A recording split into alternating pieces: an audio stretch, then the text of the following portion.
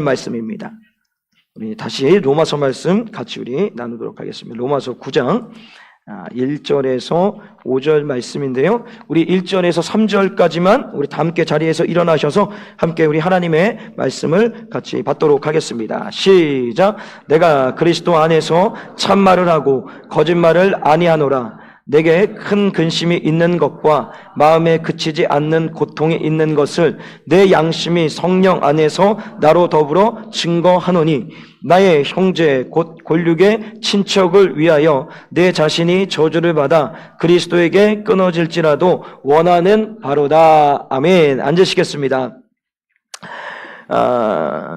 우리 대한민국에서 여러분들의 신분을 증명하는 것은 신분증입니다. 그죠? 주민등록이나 운전면허증 이렇게 보여주면 우리는 신분이 대한민국, 예를 들어서 대전광역시 유성구 전민로 46번 길 55호 5층 조성욱 이렇게 써 있죠. 그렇게 신분을 증명을 합니다. 이게 세상에서는. 자, 근데 성경에서는요, 우리의 신분을 이렇게 증명을 합니다. 어떻게 증명하냐면, 우리 사실은 우리의 원래 신분은 진노의 자녀, 지옥에 가야 마땅할 인생들이었습니다. 근데 우리의 신분이 완전히 세탁돼 버리니까, 세탁 정도가 아니라 완전히 바뀌어 버립니다. 진노의 자녀에서 무슨 자녀로 바뀌었죠? 하나님의 자녀로 바뀌어 버렸다라는 거예요. 근데 하나님의 자녀로 우리가 어떻게 바뀔 수 있습니까? 여러분들 로마서 8장 5절 말씀을 같이 볼까요? 8장 5절에서 시작. 우리가 아직 죄인 되었을 때에 그리스도께서 우리를 위하여 죽으심으로 하나님께서 우리에게 대한 자기의 사랑을 확증하셨느니라. 자, 우리는 죄인이었습니다. 그래서 우리는 마땅히 지옥에 가야 된 것이 정해져 있었습니다. 그런데 하나님께서 우리를 사랑하셔서 그 사랑하는 자녀들이 지옥에 가는 것을 눈뜨고 볼 수 없어서 우리에게 그의 독생자들 예수 그리스도를 보내주셔서 그가 우리를 대신해서 십자가에 죽어주심을 통하여 우리의 죄가 사하여지고 그 이름을 부르는 자, 그 예수 그리스도를 믿는 자의 모든에게는 하나님의 자녀가 되는 권세를 우리 가운데 주셨다라는 거예요. 그래서 우리의 신분이 진노의 자녀에서 하나님의 자녀로 바뀌게 되었다라는 겁니다. 그런데 더 큰 은혜가 무엇이냐면 우리 로마서 8장 30절 말씀을 같이 함께 읽겠습니다. 시작. 또 미리 정하신 그들을 또한 부르시고 부르신 그들을 또한 의롭다 하시고 의롭다 하신 그들을 또한 영화롭게 하셨느니라. 자, 우리의 모든 구원의 과정이 하나님께서 이 세상을 만들기 이전부터 저와 여러분들을 미리 알고 계셨어요. 알고 계셨고 하나님의 때에 정하십니다. 택하십니다. 그래서 어떻게 하십니까? 부르십니다. 부르셔서 우리에게 예수 그리스도를 믿을 수 있는 믿음을 주셔서 예수를 주라 신앙과 동시에 의롭다 칭함을 받고 이제는 우리가 주 예수 그리스도 다시 만나는 그날까지 완전한 영화로운 삶, 예수 그리스도를 완벽하게 닮은 삶으로서 우리를 지금도 계속해서 성화, 변화시켜 가고 있다라는 것입니다. 이게 얼마나 큰 은혜입니까?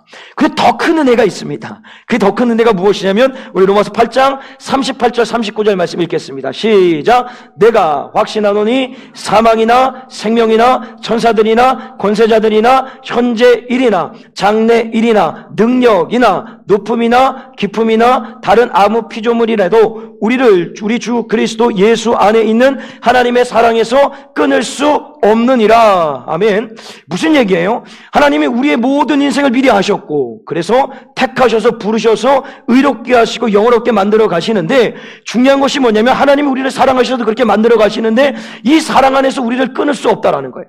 어떤 것도 하나님이 끊지 않으면 우리가 받은 구원은 절대로 끊어지지 않는다라는 거예요. 그러니까 구원의 어떤 유효기간이 있는 것이 아니고 어떤 그 구원의 어떤 유효기간 만료가 있는 것이 아니라 영원토록 우리가 구원의 삶을 이뤄간다라는 거예요. 누가 끊지 않으면 하나님이 끊지 않으면 우리의 한 번 받은 구원은 절대로 끊어지지 않는다라는 거예요.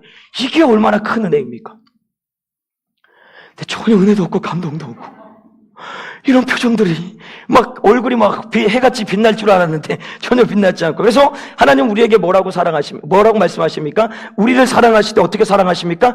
끝까지 사랑하신다는 그 끝까지는 이 지구의 종말입니다. 예수 그리스도가 다시 이 땅에 오시는 그날까지 우리를 사랑하셔서 우리의 꼬라지가 정말 우리가 봤을 때는 부족하고 연약하고 정말 좀 표현이 그렇지만 찢어 죽여도 아깝지 않은 그런 삶을 살았다 할지라도 예수 그리스도의 그 피값으로 독생자 예수의 피값으로 구원받게 한 우리들을 결국엔 하나님께서 우리를 어떻게 만들어 가시는 거예요? 영화롭게.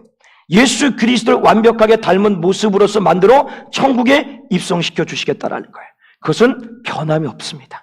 끝까지 우리 가운데 이루어진다라는. 근데 이런 놀라운 은혜를 우리보다 먼저 앞서서 받은 인생들이 있습니다. 그게 누굽니까? 바로 이스라엘 유대인들입니다. 그래서 오늘 본문 말씀 4절의 말씀을 보게 되면 이렇게 말씀을 하고 있습니다. 읽겠습니다. 시작. 저희는 이스라엘 사람이라 저희에게는 양자됨과 영광과 언약들과 율법을 세우신 것과 예배와 약속들이 있고, 자, 저희는 무슨 사람이다? 이스라엘 사람이다. 이게 무슨 의미냐면 선밀이라는 거예요. 택함 받았다라는 거예요. 어떤 누구보다도 가장 먼저 하나님께 택함받은 선민 백성, 다른 민족보다도, 다른 사람보다도, 다른 나라보다도 가장 먼저 선택받아서 하나님의 은총을 누리는 사람들이 누구다? 이스라엘 유대민족이라는. 그래서 선민이라고 얘기를 합니다. 그럼 이들이 어떤 은총을 누렸느냐? 계속 말씀을 보게 되면 이들이 양자됐다라는 거예요. 하나님의 아들 삼아 주셨대요. 그리고 영광이 있대요. 영광이라는 것은 유일하게 공동체, 하나님의 임재를 가장 먼저 경험한 공동체가 어디입니까? 이스라엘 공동체입니다.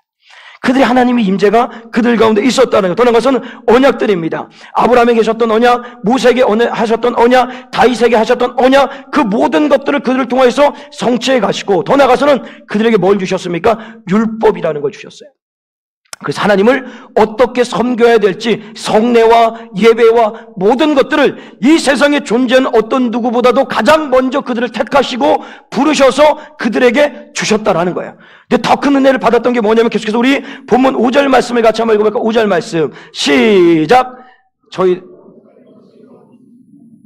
그리스도가 저희에게 나셨으니 저는 만물 위에 계셔 세세의 찬양을 받으실 하나님이시라. 아멘. 이게 무슨 얘기냐면, 그들이 선택받은 가운데서 더 큰 은혜가 뭐냐면, 그 유대인들의 혈통을 통하여서 예수 그리스도, 우리를 죄악 가운데 구원하실 예수 그리스도가 그 유대인들의 혈통을 통해서 오셨다라는 거예요. 얼마나 큰 특권입니까? 우리 대한민국 한민족을 통해서 예수님이 오셨다라면 그 얼마나 무한한 영광인데, 근데 그것을 우리는 누리지 못하고 누가 누렸다고요? 유대인, 이스라엘 유대인들이 이 은혜를 누리게 되었다라는 거죠. 그러면 왜 하나님께서는 이 이스라엘 유대인들을 먼저 택하고 부르셨을까요? 여러분, 신명기 7장 7절 말씀을 같이 한번 읽겠습니다. 시작. 여호와께서 너희를 기뻐하시고 너희를 택하심은 너희가 다른 민족보다 수요가 많은 영고가 아니라 너희는 모든 민족 중에서 가장 적으니라. 자, 다른 민족에 비하여서 많아서 능력이 있어 힘이 있어서 강대국이라서 그들을 선택한 것이 아니라, 하나님이 선택한 이유가 뭐라고요? 어떤 민족보다도 가장 적은 민족이라는 거예요. 그 적은 민족이라는 의미 속에는 어떤 게 담겨져 있습니까? 노예입니다. 나라가 없는 사람들이에요. 왕도 없어요. 아무것도 없어요. 그냥 노예로서 애굽에서 430년을 살고 있던 그런 인생들이었다라는 거예요. 근데 그들을 하나님께서 그것 때문에 택하셨다라는 거예요. 그럼 왜 그것 때문에 가장 적고 힘이 없고 능력이 없고 나라도 없고 땅도 없는 그 민족을 하나님께서 택하신 걸까요? 여러분, 우리 고린도전서 1장 27절부터 같이 좀 말씀을 보겠습니다. 함께 읽겠습니다. 시작. 그러나 하나님께서 세상에 미련한 것들을 택하사 지혜 있는 자들을 부끄럽게 하려 하시고, 세상에 약한 것들을 택하사 강한 것들을 부끄럽게 하려 하시며, 하나님께서 세상에 천한 것들과 멸시받는 것들과 없는 것들을 택하사 있는 것들을 폐하려 하시나니, 이는 아무 육체라도 하나님 앞에서 자랑하지 못하게 하려 하심이니라. 이것 때문인 거예요.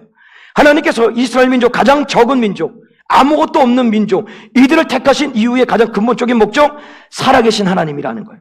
무슨 얘기냐면, 이 적고 능력이 없고 땅도 없고 나라가 없고 국호도 없는 이 사람들, 이 민족을 택하셔서 이들이 이 세상에서 가장 강한 민족, 위대한 민족으로 변화되고 바뀌어가는 것을 누구를 통해서 이뤄간다?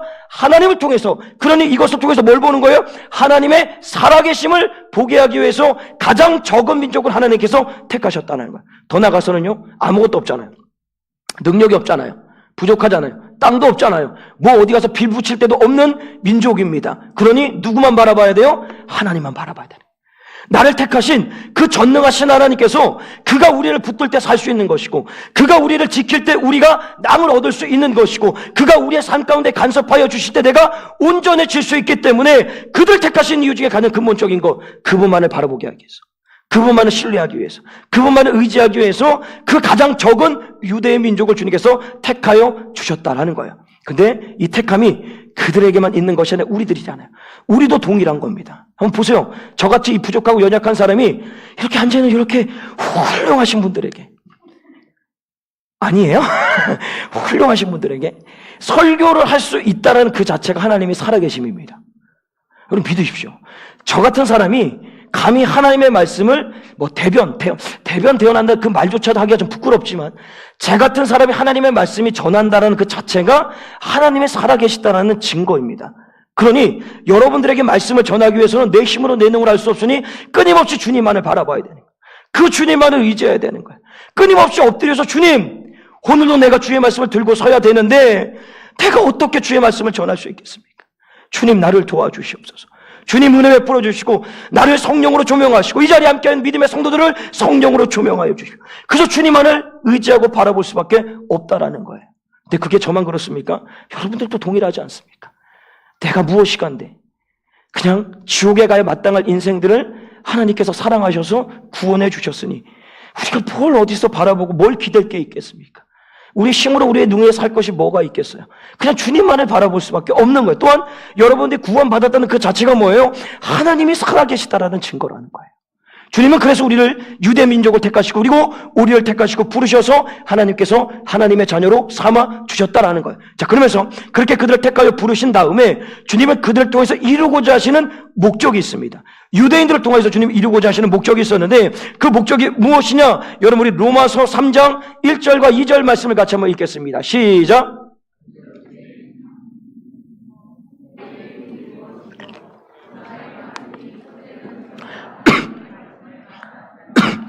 자, 하나님께서 유대인들을 먼저 택하신 것이 우리보다 나은 것이 뭐가 있냐면 하나님의 말씀을 맡았다라는 거예요.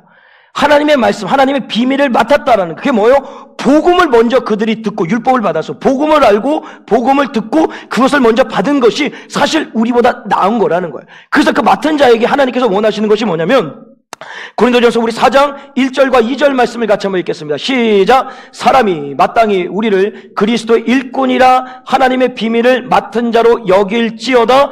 그리고 맡은 자들에게 구할 것은 충성이니라. 자, 여기서 하나님의 비밀은 복음인 거예요. 그것을 뭐라고요? 맡았다라는 거예요. 그러니까 이스라엘 백성들이 먼저 택함을 받아서 뭘 맡았어요? 하나님의 말씀, 복음을 맡은 자예요. 그 맡은 자에게 구할 것이 뭐라고요?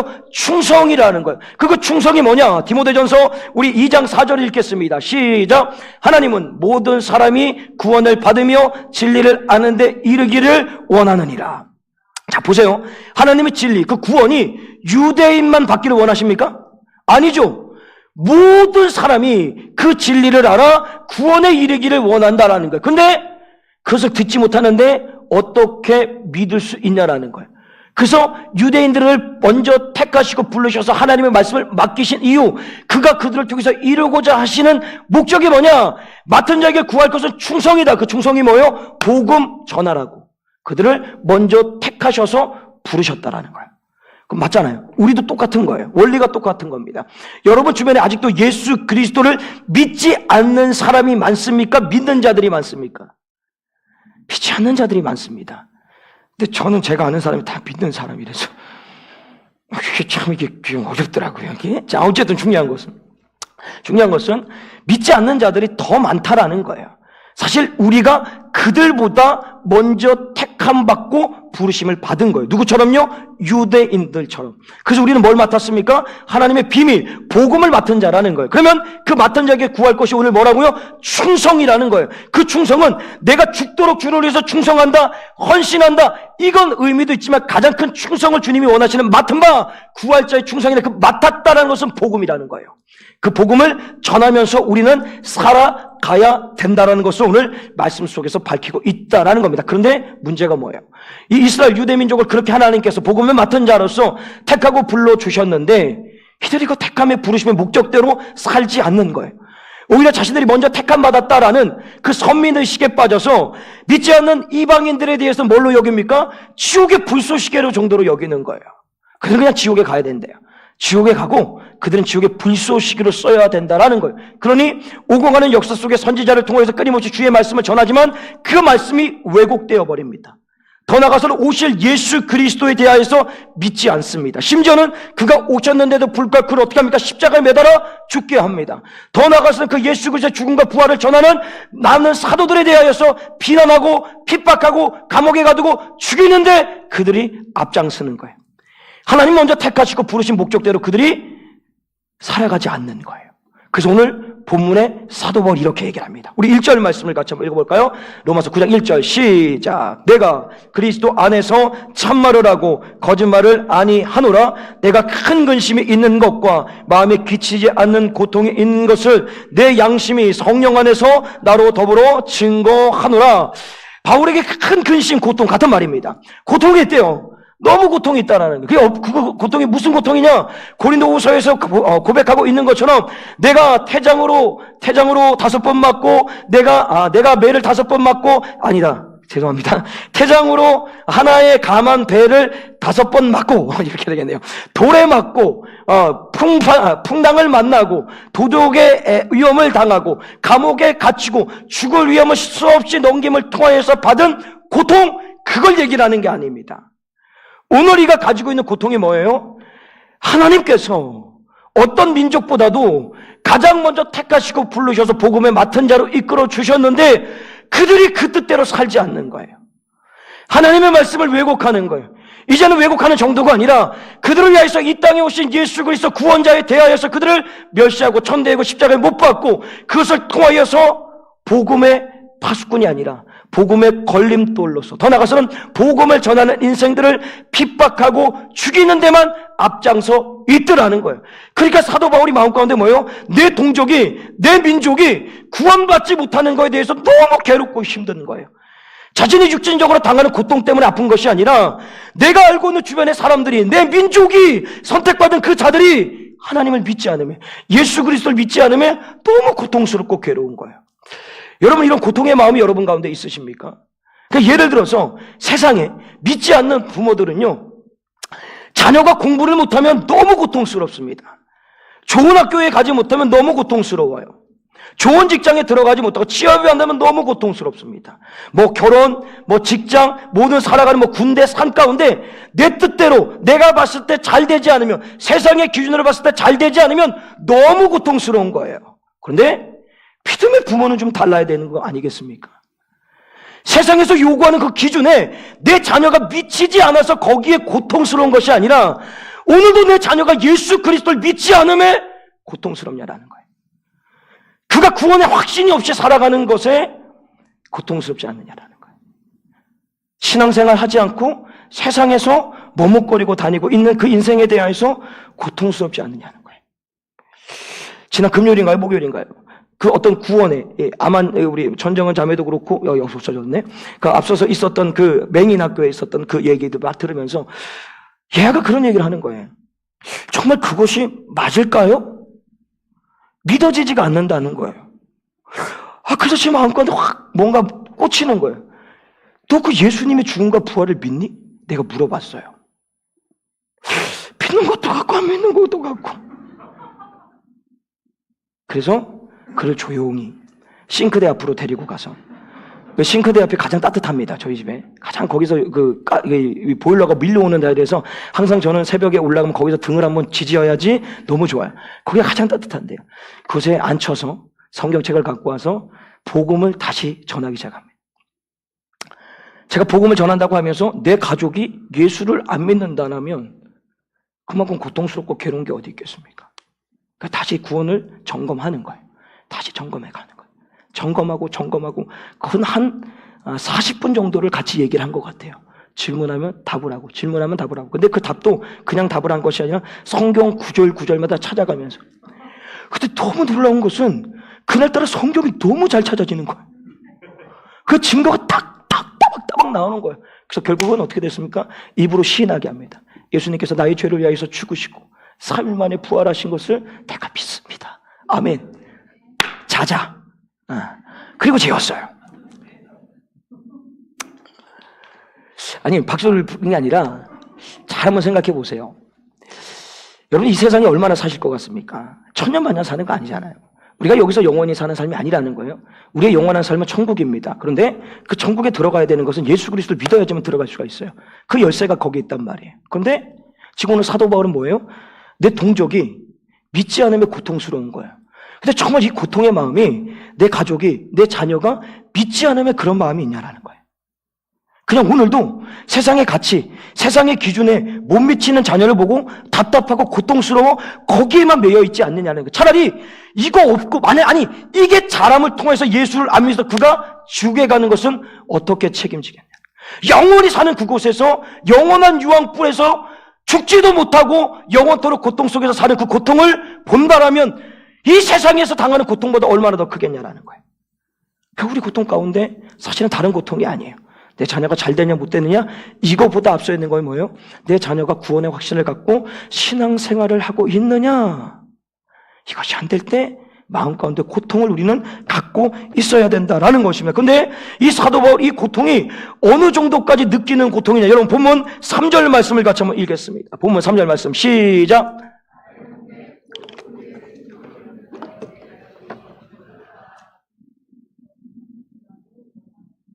자, 보세요. 나의 형제 곧 골육 친척입니다. 자신의 가족, 친지를 다 포함해서, 이거예요. 대한민국에 속해 있는 5천만의 국민들이 모두 다 예수 그리스도를 믿게만 된다면 난 사람 하나님께 끊어져 저주받아 죽어도 괜찮다라는 거예요.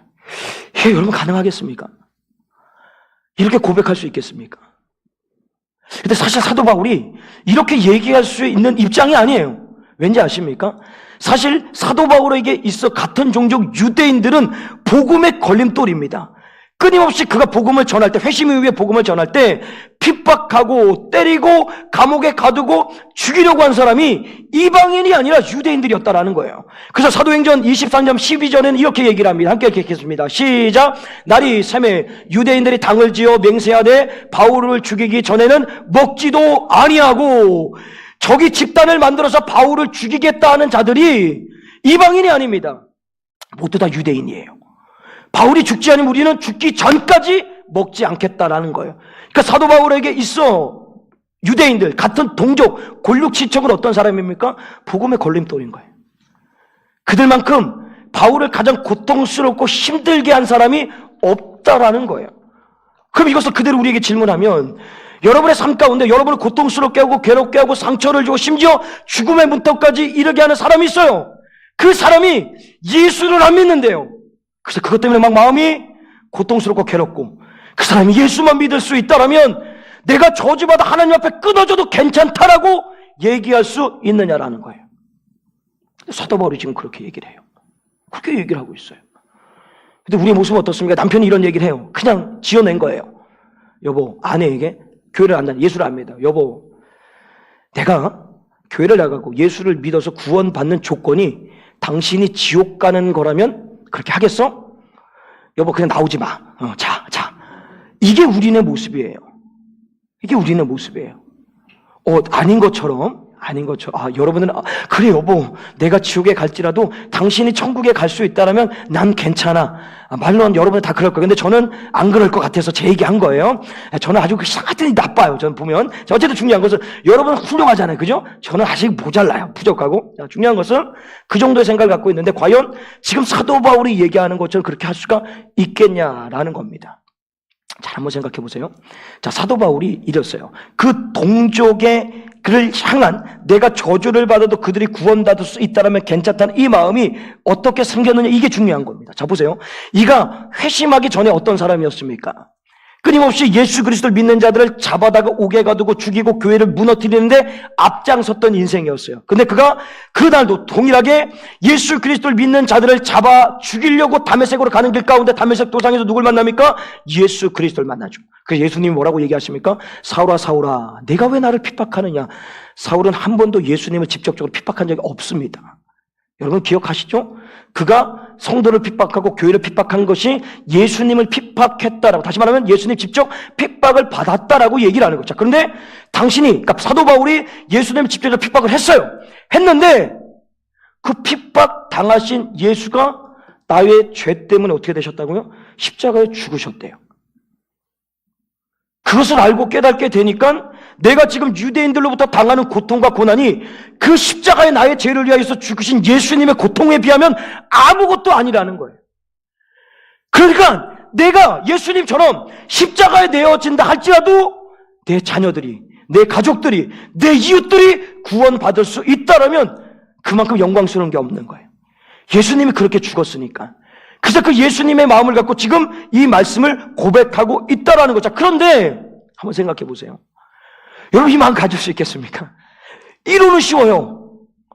저도 말하는 이론은 쉽단 말이에요. 근데 오늘도 나가는 길 가운데 예수 믿지 않는 어떤 사람이 저한테 삿대질하고 욕을 하고 차 빼달라 그러는데 야 이러면 저거는 지옥 가야지, 이렇게 얘기를 하지, 천국 가야지 이렇게 얘기하겠습니까? 저만 그런 것처럼 또 하여튼 나쁜 놈이에요. 저는 하여튼 여러분들 너무 거룩하게 앉아 계셔가지고 하여튼 내가 얘기하면 다 나만 그런 것 같고 진짜 그러지 않아요. 그렇게 얘기하지 않아요. 지옥 가요 뭐 이렇게 얘기 안 해요. 또 집에 가서 그런 생각만 해요. 우리 목사님은 욕하면은 지옥 가라고 얘기하는구나. 또 그것만 기억하고 가요. 그러면 안 돼요. 자, 중요한 것은 그런 정도인데, 자 근데 사도 바울도 우리와 똑같은 인간입니다. 그가 다메섹 도상에 예수 그리스도를 인격적으로 만나서 그가 1차 전도 여행을 떠나서 갈 때 그 산 가운데 가장 힘들게 한 사람이 누구냐? 마가입니다. 그래서 마가를 보지를 않습니다. 마가를 2차 전도 여행 때 데리고 가려고 할 때 아주 바나바하고 갈등의 구조를 어떻게 됩니까? 대판 싸웁니다. 대판 싸워요. 이런 사람이에요. 우리와 똑같은 성정을 갖고 있고 우리와 똑같은 인간입니다. 근데 이거 어떻게 내가 저주받는 한이 있어도 나를 핍박하고 나를 고난을 주고 나를 괴롭게 하고 나를 감옥에 가고 나를 죽이려고 하는 저들이 구원받을 수만 있다라면 내가 저주받아도 괜찮다라는 그 주님의 마음을 갖게 되었냐라는 거예요. 그 답은 여기 있습니다. 여러분 로마서 10장 1절입니다. 같이 읽겠습니다. 시작. 형제들아 내 마음에 원하는 바와 하나님께 구하는 바는 이스라엘의 위함이니 곧 저희로 구원을 얻게 함이라. 바울도 사람입니다. 자신을 괴롭게 하고 힘들게 하고 어렵게 한 사람에 대해서 미움도 있고 분노도 있고 화도 있고 저걸 그냥 없애버리고 싶은 마음을 갖고 있는 똑같은 성정을 가지고 있는 인생이에요. 근데 그 마음 가운데 예수님의 그 마음이 들어온 것이 내가 다메섹 도상에서 예수 그리스도를 만나서 그런 것이 아니라 그 만나는 일도 똑같은 성정을 갖고 있는데 이가 그 성정을 고쳐내기 위하여서 오늘도 끊임없이 누구를 해서 기도합니까? 나를 핍박하고 나에게 고난을 주고 나에게 감옥에 갇히게 하고 나를 죽이려고 하는 그 민족을 향하여서 오늘도 그가 죽도록 주님 앞에 기도하는 거예요. 주님, 내가 저들을 이해할 수 있는 마음, 용서할 수 있는 마음을 내게 주시옵소서. 그리고 그 마음을 가지고 저들에게 복음을 전하여서 저들도 복음 듣고 나처럼 예수에 미친 인생이 되게 하여 주시옵소서. 끊임없이 그 동족을 향해서 뭐 한 거예요? 기도한 거예요. 기도했더니 인간의 힘으로써 인간의 능력으로서 내 의지로서 할 수 없는 저 인간을 향한 나에게 상처를 주고 아픔을 주고 괴로움을 저 인생에 대해서 이해가 되고 용서가 되어지고 저들이 복음을 듣고 나처럼 예수를 믿었으면 좋겠고 더 나아가서는 저들이 예수를 믿을 수만 있다라면 내가 저주받아도 괜찮다라는 그 끝까지 이르게 되는 거예요. 그게 누가 주신 마음이에요? 주님이 주신 마음이라는 거예요. 우리의 힘으로 우리의 능으로 할 수 없어요. 그 주님 앞에 기도함을 통하여서 주님께서 그 마음을 가질 수 있도록 우리 가운데 부어주셨다라는 겁니다. 우리가 인생을 살다 보면은 항상 좋은 일만 있는 게 있지 않지, 그러니까 내 마음에 드는 사람하고만 생활하지 않지 않습니까? 예. 싫어하는 사람, 어려운 사람, 괴로운 사람, 힘든 사람, 그게 가족들 중에도 있어요. 또 직장에 가면 직장에 또라이들도 있고요. 하여튼 군데군데마다 하여튼 지뢰밭이에요. 그 지뢰밭 속에서 사는 인생길 가운데 그럼에도 불구하고 주님이 우리를 먼저 택하시고 부르신 거 뭐냐면 그 지뢰밭 같은 인생들에게 복음을 전하라고 우리를 부르셨다라는 거예요. 근데 참 어려워요. 어렵잖아요. 내 마음을 막 찍는데, 괴롭게 하는데, 힘들게 하는데, 진짜 저거 지구상에서 없어지면 좋겠는데, 이런 마음이 더 큰데 이걸 어떻게 감당할 수 있겠느냐는 거예요. 그래서 오늘 주님 우리에게 답을 주신 게 뭐예요? 기도하라는 거예요. 주님 앞에 기도하라는 거예요. 용서 안 되는 것, 이해 안 되는 것, 저 지뢰밭 같은 인생들, 또라이 같은 인간들 있어요. 여러분이 또라이는 아니잖아요. 그 또라이 같은 인생들을 여러분이 힘들게 하는 인생들이 있어요. 그들에서 주님이 뭐라고요? 기도하라는 거예요. 기도하면요, 절대로 내 힘으로, 내 능으로 용서하고 이해할 수 없습니다. 예수님의 마음 1도 가질 수가 없습니다. 주님이 내 마음을 붙들어 주시고 내 마음의 가운데 성령으로 나를 지배해 주셔야지만 그가 이해되고 용서되고, 지금도 나를 괴롭게 하지만 사도 바울의 고백처럼 주님, 내가 저주받아 하나님께 끊어진다 할지라도 저가 구원받을 수 있다라면 괜찮습니다 하고 복음을 전할 수 있게 된다라는 것입니다. 오늘 다시 한번 이 말씀을 기억하시고, 여러분 우리 마지막에 이 구절을 좀 한번 읽었으면 좋겠습니다. 우리 빌립보서 2장 5절입니다. 같이 한번 읽어볼까요? 시작. 너희 안에 이 마음을 품으라. 곧 그리스도의 예수의 마음이니. 누구의 마음은요? 예수님의 마음입니다. 근데 그 마음이 어떤 마음이냐면 우리 2장 8절 읽겠습니다. 2장 8절 시작. 사람의 모양으로 나타나셨음에 자기를 낮추시고 죽기까지 복종하셨으니 곧 십자가에 죽으심이라. 자신을 핍박하고 자신에게 고난을 주고 십자가에 매다는 모든 인생들, 그것이 저와 여러분인 거예요. 우리를 위해서 기꺼이 그가 십자가에 죽어 주셨어요. 그게 예수님의 마음이라는 겁니다. 오늘도, 아니 이 한 주도, 이 한 달도, 이 한 해도 우리 마음 가운데 필요한 것은 예수님의 마음입니다. 저로부터 시작해서 우리 공동체에 이 예수님의 마음이 심경이, 그 심령에 깊숙하게 자리 잡으시길 주님의 간절히 축복합니다. 이 마음으로 살기 위해서 우리에게 필요한 게 뭡니까? 기도해야 되는 거예요. 끊임없이 기도하면서 주님, 그 마음 주셔서 오늘도 내게 아픔을 주고 상처를 주고 괴로움을 주는 그것이 가족입니까? 이웃입니까? 그들을 용서하고 이해할 수 있는 마음을 갖게 하시고, 오히려 내가 그들에게 복음을 전하여서 그들 역시도 나처럼 예수 믿는 사람으로 변화시킬 수 있도록 나를 사용해 달라고 끊임없이 기도하여 이 한 해도 예수님의 마음으로서 승리하는 복된 인생 되시길